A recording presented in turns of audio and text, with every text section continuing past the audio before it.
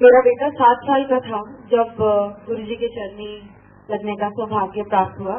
उसको हर महीने बुखार आता था, 103, 104 रात को हो जाता था और काफी रेजिस्टेंट था सारी दवाइयों से। एक दवाई चल रही थी जो कि डॉक्टर ने बोल दिया ज्यादा लेंगे तो वो असर नहीं करेगी। हमें ऐसे पता चला गुरुजी आए हैं, ही हैज क्यूरेटिव कॉज, वो मर्ज ठीक कर सकते हैं। मेरी बेटी की डिलीवरी के बाद मेरी टांगों में बहुत दर्द रहती थी और मैं बहुत मुश्किल से चल पड़ती थी विदाउट पेन। सारे इलाज कर चुके थे। दिली दिल ये भी था कि मैं भी अपना कल्याण कराना चाहूंगी। जब गुरुजी का सामना हुआ हमारे साथ तो उन्होंने बोला दर्द। मैंने कहा जी मेरा मुंडा तो वो भी छड़ तू अपनी दर्द तेनों की प्रॉब्लम है जी, मेरी टंगा बहुत दर्द कर दी, आज तो बात कभी नहीं होंगी। वो दिन और आज का दिन इतने साल बीत गए, 13 साल, आई थिंक 13 साल से भी ज्यादा हो गए, कभी वो दर्द दोबारा वापस नहीं आई। बेटा 21 साल का है, कभी उसको गले की कोई प्रॉब्लम तक नहीं आई।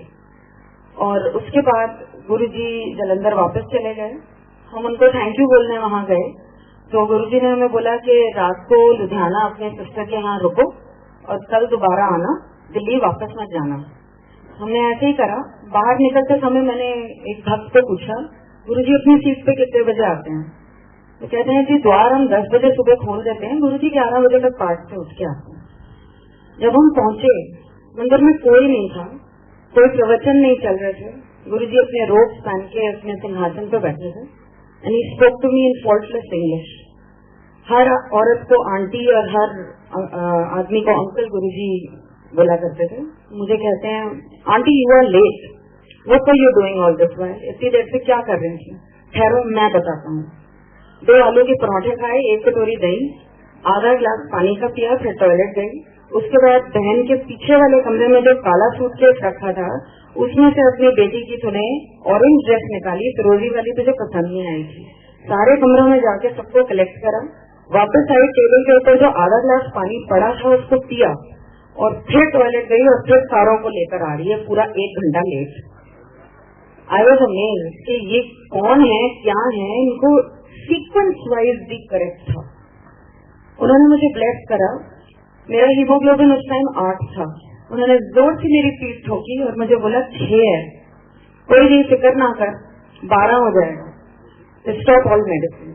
मैं दिल्ली आके जो मैं सप्लीमेंट्स लेती थी ब्लड के लिए मैंने बंद कर दिए और करीबन 1 महीने बाद मैंने दोबारा टेस्ट कराया, 11.6 आया मेरा हीमोग्लोबिन, जो कभी जिंदगी में नहीं आया था। मेरे फादर को lymphoma, cancer of the lymph gland declare किया गया और हॉस्पिटल जो दिल्ली में था, बहुत नामी हॉस्पिटल, उन्होंने 3 महीने का टाइम दिया कि उसके बाद वो बचेंगे नहीं। मैं आपको ये 95, 96 की बात बता रही हूँ, 96 की। और कहीं और हमने रिपोर्टें भेजी, 6 महीने से ज्यादा हमको नहीं मिले। गुरुजी को हमने बताना था, वो कहीं हाइडिंग में था। ऐसे संगत नहीं आया करती थी उस टाइम, जिसको गुरुजी बुलाना चाहते थे सिर्फ वो लोग आया करते थे। तो हमें पता चला गुरुजी कहाँ हैं। हम गए, हमने देखा वो अपने सिटी पे बहुत अनकंफर्टेबल थे। पुराने भक्तों से पता चला कि जब गुरुजी दूसरे का मर्ज अपने ऊपर लेते हैं तो वो पहले कष्ट खुद भोगते हैं और इतनी शक्ति है उन्होंने में कि वो कितनों का कल्याण कर सकते हैं। तो ये देख के मेरे और मेरे हस्बैंड ने ये सोचा कि हम इनको कुछ नहीं बोलेंगे, ये तो अंतर्यामी है, ऑलरेडी इनको हमारे बिना बताए जब इतनी चीजें पता है तो ये कैसे नहीं पता होगा। हम दोनों चुपचाप वापस आ गए। 1 हफ्ता बीता और गुरुजी का हुक्म आया कि किसी सत्संग में जाना है और तुम दोनों को हमारे साथ चलना। हमारी बहनों की ड्यूटियां लगती थी उस टाइम हॉस्पिटल में 2-2 घंटे। वहां से निकल के, उस माहौल से निकल के किसी की एक पार्टी में जाना, I was not in the mood. मैं बिल्कुल पीछे जाके बैठ गई। वहां से मुझे ऐसे करके बुलाते हैं और मेरे को साथ बैठा दिया। मेरी तरफ देखा भी नहीं, हंस रहे हैं, दूसरों से बातें कर रहे हैं। मैं दिल में यही सोच रही हूँ मुझे यहाँ क्यों बुलाया गया।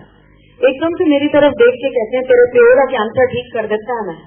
मैंने तो कैंसर शब्द मुंह से निकाला भी नहीं था। और हॉस्पिटल में हमारे फ्रेंड हैं जो कि वहाँ उनकी ड्यूटी थी, उन्होंने बताया, 3 रिपोर्टें दिखाई। कहते हैं ये पहले की है, इसमें कैंसर पूरी तरह फैला हुआ है, ये बीच वाली है जिसमें छट रहा है, ये तीसरी